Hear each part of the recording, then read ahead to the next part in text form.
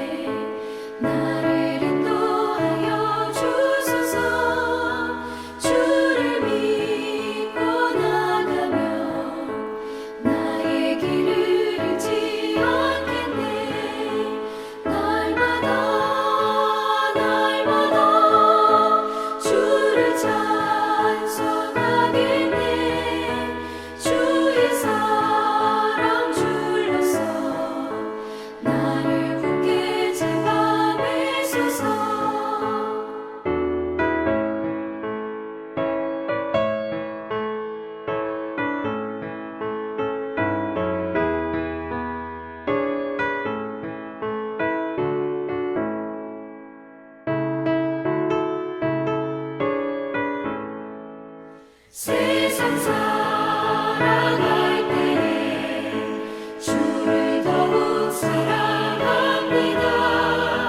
밝고 빛난 천국에 나의 영혼 들어가겠네. 날마다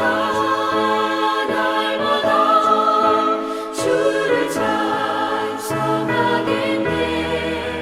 주의 사랑 줄로서 나를 굳게 잡아 매소서. 아멘. 이제 오늘 우리에게 주시는 하나님의 말씀 같이 읽겠는데요. 오늘은 열왕기하 19장 7절부터 37절의 말씀인데 저와 여러분들 영상을 보면서 같이 읽도록 하겠습니다. 히스기야 왕이 듣고 그 옷을 찢고 굵은 배를 두르고 여호와의 전에 들어가서 왕궁의 책임자인 엘리야김과 서기관 셈나와 제사장 중 장로들에게 굵은 배를 둘려서 아모스의 아들 선지자 이사야에게로 보내매 그들이 이사야에게 이르되 히스기야의 말씀이 오늘은 환난과 징벌과 모욕의 날이라.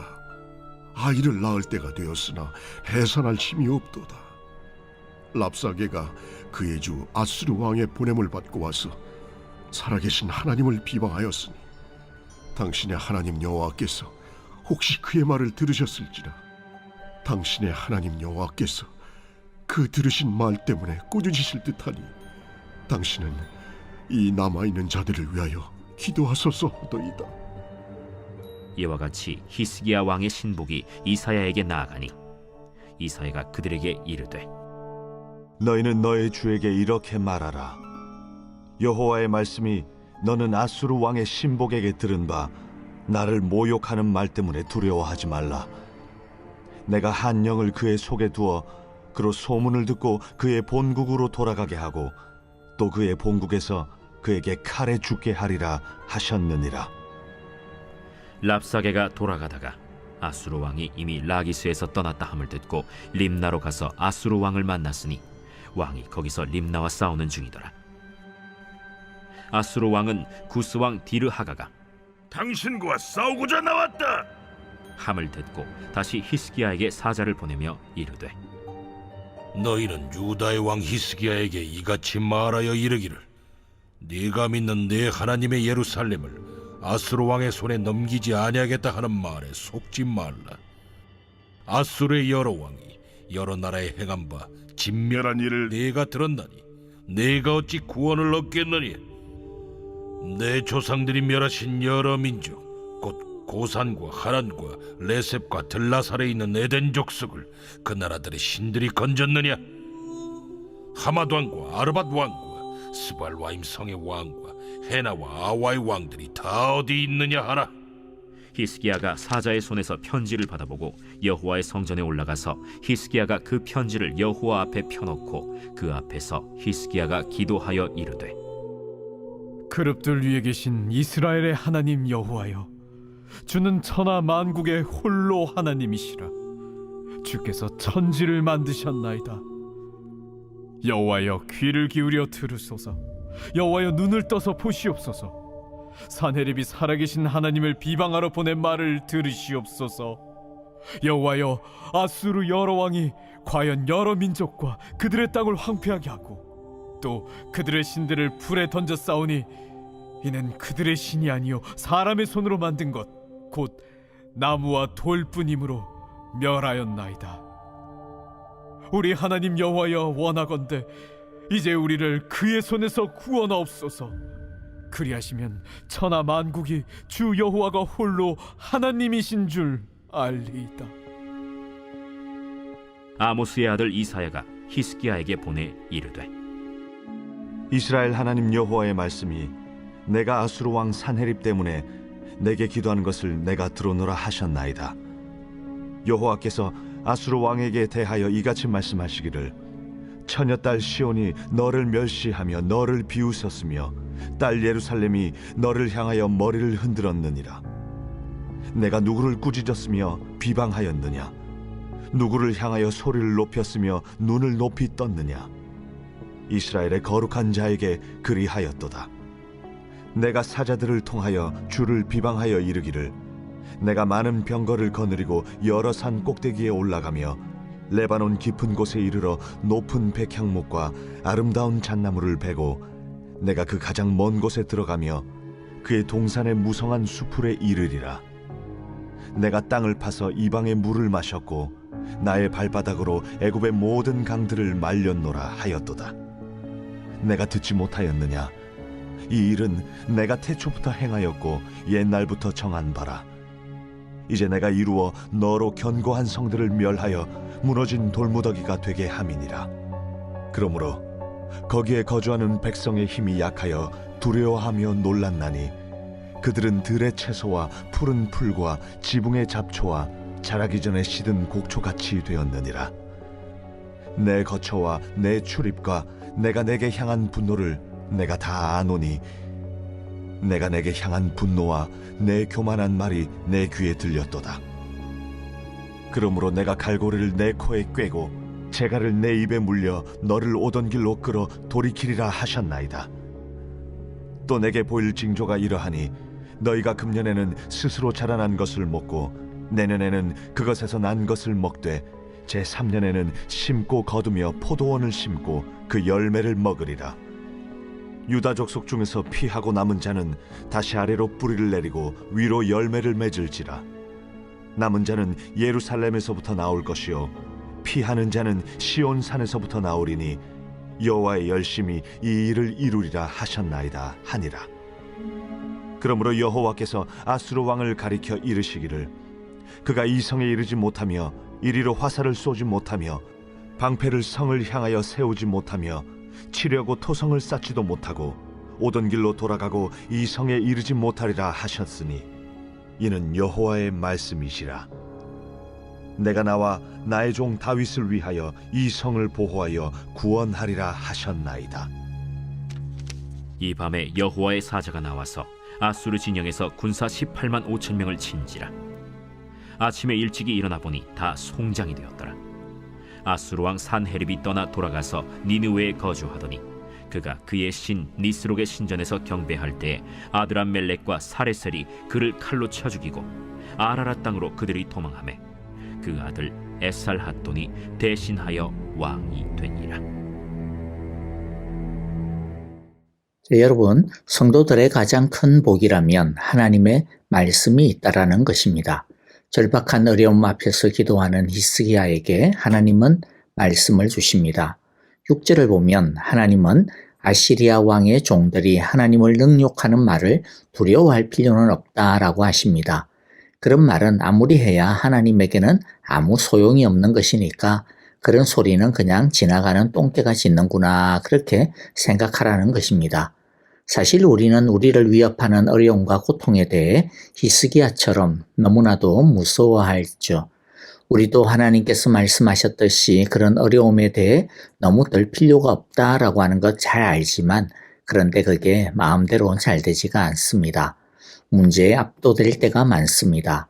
그러나 이때 우리는 하나님의 말씀을 붙들어야 합니다. 하나님의 말씀은 그 어떤 문제와 어려움보다 크시기 때문입니다. 7절에서 하나님은 구체적으로 어떻게 아시리아 왕을 다룰 것인지에 대해 말씀을 하고 있죠. 7절에 보면 내가 그에게 한 영을 내려보내어 그가 뜬 소문을 듣고 자기의 나라로 돌아가게 할 것이며 거기에서 칼에 맞아 죽게 할 것이다. 아시리아 왕은 수십만 대군을 이끌고 왔지만 그러나 하나님께서 그런 아시리아를 물리치는 데 필요한 것은 단 한 명의 군인도 단 한 발의 화살도 필요가 없었습니다. 들려오는 풍문 한 조각이면 충분합니다. 하나님은 아시리아 왕 사네립의 마음에 한 영을 즉 어떤 마음을 심으실 것입니다. 그 마음은 걱정과 염려와 불안과 의심이라고 하는 마음입니다. 그 마음을 부추기는 것은 뜬 소문입니다. 그런데 이것은 사실 역사적으로 보면 그냥 근거 없는 그런 소문은 아니었고요. 실제로 아시리아 왕궁에서 들려오고 있는 반역의 소문이었습니다. 나중에 산헤립은 왕궁에서 반역이 일어나고 있다라고 하는 소식을 듣고 급하게 군대를 철수하여 아시리아로 돌아가게 되는데 그는 결국 거기에서 자기의 아들들에게 암살을 당하여 죽고 맙니다. 아시리아의 수십만 대군도 하나님 앞에서는 아무것도 아닌 것입니다. 하나님께서 당시 세계를 호령하던 한 제국의 판도를 바꾸어 버리는 것은 칼 한 자루도 필요가 없었습니다. 그들의 마음에 미움과 탐욕과 불안과 의심의 마음 한 조각이면 충분한 것이었죠. 그런데 이 산헤립의 죽음은 몇 년 뒤에 일어나는 사건이고요. 하나님은 그 전에 먼저 산헤립을 흔들어 놓습니다. 8절과 9절에 보면 예루살렘을 포위하고 있던 그때 잠시 소강 상태가 벌어지는 일들이 벌어집니다. 그것은 바로 이때 이집트를 지배하고 있었던 에티오피아가 아시리아와 싸우기 위해 북상하고 있었기 때문입니다. 그래서 예루살렘을 포위하고 있던 랍사게도 정예병을 이끌고 왕을 돕기 위해 림나로 달려갔습니다. 그런데 산헤립은 히스기야와 유다를 협박하는 것을 멈추지 않았습니다. 두 번째 위협하는 편지를 보냈던 것이죠. 산헤립의 이 위협 편지를 받은 히스기야는 그 글을 가지고 또 하나님의 성전으로 올라갔습니다. 그리고 그 편지를 하나님 앞에 펼쳐놓고 주님께 기도하였습니다. 이것이 히스기야의 참 귀한 신앙입니다. 히스기야는 문제가 생기면 하나님께 달려갔습니다. 히스기야에게 하나님은 그냥 성경책 속에 나오는 옛날 이야기로 끝나는 것이 아니었습니다. 관념에만 머물러 있는 신이 아니었습니다. 히스기야에게 하나님은 실제적이며 살아계시며 지금 역사하시는 분이었습니다. 그에게 하나님은 글을 읽을 수도 있고 귀로 들을 수도 있고 살아계신 하나님이었던 것이죠. 그래서 히스기야의 기도를 보면 하나님을 무엇이라고 표현을 하고 부르고 있습니까? 살아계신 하나님이라고 부르는 것을 우리가 보게 되어집니다. 우리의 기도가 진짜 역사하는 기도, 우리의 믿음이 진짜 믿음이 되려면 머리로만 이해하는 하나님이어서는 안 됩니다. 하나님이 지금 여기에 계신다. 하나님이 지금도 다스리고 계신다. 하나님이 지금도 창조하고 계신다라고 하는 것을 믿어야 합니다. 우리 히스기야의 기도를 다시 한번 좀 읽어보도록 해볼게요. 15절에 보면 주님께 기도하였다. 그룹들 위에 계시는 이스라엘의 하나님 여호와여, 주님만이 이 세상의 모든 나라를 다스리시는 오직 한 분뿐인 하나님이시며 하늘과 땅을 만드신 분이십니다. 여기에 보면 세 가지의 고백이 나오고 있죠. 그룹들 위에 계신다. 이것은 성전의 지성소를 말하고 있는데요. 이 말은 하나님의 임재를 표현하는 말입니다. 하나님이 지금 우리 가운데 거하고 있다라고 하는 말입니다. 이스라엘의 하나님 여호와란 말은 다른 말로 하면 나의 하나님이라고 할 수 있습니다. 하나님이 우리의 왕이요 나의 아버지시라고 하는 고백과 같은 것이죠. 그리고 그 주님이 모든 나라를 다스리시고 있다라고 고백합니다. 아시리아까지 문제까지 다스리신다라는 말입니다. 하나님께서 다스리지 않는 문제란 없다라는 것이죠. 하늘과 땅을 만드신 분이라고 합니다. 이것은 단순히 하나님이 옛날에 이 세상을 만들었던 창조의 때가 있었다 그런 뜻이 아닙니다. 옛날에 세상을 창조하신 그 하나님이 지금도 이 세상을 경영하고 계신다라고 하는 말입니다. 지금도 하나님은 하나님의 뜻을 따라 존재하는 것을 없애시기도 하시고 없는 것을 만들어내시기도 하시는 분이시라는 뜻이죠. 그리고 16절에 보면 여호와여 귀를 기울여 들어주십시오. 여호와여 눈여겨 보아주십시오. 살아계신 하나님을 모욕하는 말을 전한 저 사내립의 망언을 잊지 마십시오. 하나님은 귀를 기울여 듣고 계시다라고 하는 믿음입니다. 보고 계시다라고 하는 믿음이죠. 하나님은 살아계신 하나님이시며 또 뿐만 아니라 하나님을 대적하는 자를 반드시 벌하시는 분이시라는 뜻입니다. 17절에 보면 우리의 하나님 여호와여 이제 그의 손에서 우리를 구원하여 주셔서 세상의 모든 나라가 오직 여호와만이 홀로 주 하나님이심을 알게 하여 주십시오. 이것은 어떤 기도입니까? 이것은 단순하게 살려달라고 하는 기도만은 아닙니다. 왜 구원이 필요합니까? 아시리아로부터 건짐을 받음을 통해 하나님이 어떤 분이신지 하나님의 위대하심이 어떤 것인지 온 열방에 드러낼 수 있기 때문이라는 거죠. 그러니까 하나님을 위하여 하나님의 영광을 위하여 일어나 달라, 구원해 달라라는 것입니다. 히스기야는 단순히 자기들을 구원해 달라고 기도하고 있는 것이 아니라 그것이 하나님의 영광을 위해 필요하기 때문에 하나님의 이름을 드높이는 일이기 때문에 구원해 달라고 기도하고 있는 것이죠. 별것 아닌 것 같지만 이것은 굉장히 중요한 차원입니다. 히스기야는 하나님을 위하여 하나님의 이름을 위하여 하나님의 영광을 위하여 기도하고 있는 것입니다. 우리들도 물론 우리들의 필요를 위해서 기도하지요. 우리의 어려움을 위해서 기도합니다. 그러나 그 기도의 궁극적인 이유는 단순히 내 유익이 아니라 하나님을 위하여, 하나님의 영광을 위하여, 하나님이 높임받기 위한 기도여야 한다는 것임을 우리 모두가 꼭 기억할 수 있기를 바랍니다. 우리가 이렇게 하나님에 대하여 바른 믿음을 가지고 바른 목적을 가지고 기도할 때에 하나님은 반드시 하나님의 뜻을 이루어 주십니다. 하나님은 히스기야의 이 기도를 들으시고 이사야를 통해 말씀을 전해주고 있죠. 20절에 보면 무엇이라고 말씀합니까? 아시리아의 사네립 왕의 일 때문에 주님께 올린 그 기도를 주님께서 들으셨다라고 말씀합니다. 이게 굉장히 중요하죠. 하나님은 우리의 기도를 어떻게 하신다고요? 듣고 계신다라는 겁니다. 들으시고 계신다라는 거죠. 하나님은 우리의 기도를 지금 다 듣고 계십니다. 그러므로 여러분, 우리들도 다른 거 다 해보다가 안 되니까 마지막에 하나님 찾는 거, 안 찾는 것보다는 나을지 모르지만 그것은 바른 신앙이 아니겠죠. 처음부터 하나님을 열심히, 처음부터 하나님을 의지하는 우리 모두가 되어지기를 바랍니다. 자, 그러면서 하나님은 지금의 이스라엘과 지금의 예루살렘과 유다를 향해 무엇이라고 표현하고 있습니까? 21절에 보면 처녀딸 시온이라고 부르고 있습니다. 무남동녀라고 하는 말이죠. 무남동녀, 얼마나 사랑스럽고 귀한 존재입니까? 그처럼 여러분, 우리는 하나님의 무남동녀와 같은 소중한 존재라고 하는 것을 알아야 합니다. 불면 날아갈까 꺼질까 하면서 애지중지 여기는 소중한 딸이 바로 우리입니다. 그렇기 때문에 하나님의 백성은 절대로 망하지 않습니다. 왜냐하면 하나님은 우리가 우리를 사랑하는 것보다 하나님께서 우리를 사랑하시는 것이 훨씬 더 크시기 때문이죠. 자, 이제 그렇게 말씀하신 하나님은 아시리아를 실제적으로 처리하시죠. 하룻밤 사이에 18만 5천 명이나 되는 군대를 썰어버리십니다. 우리는 구체적으로 이들이 어떻게 그렇게 되었는지는 알 수는 없습니다.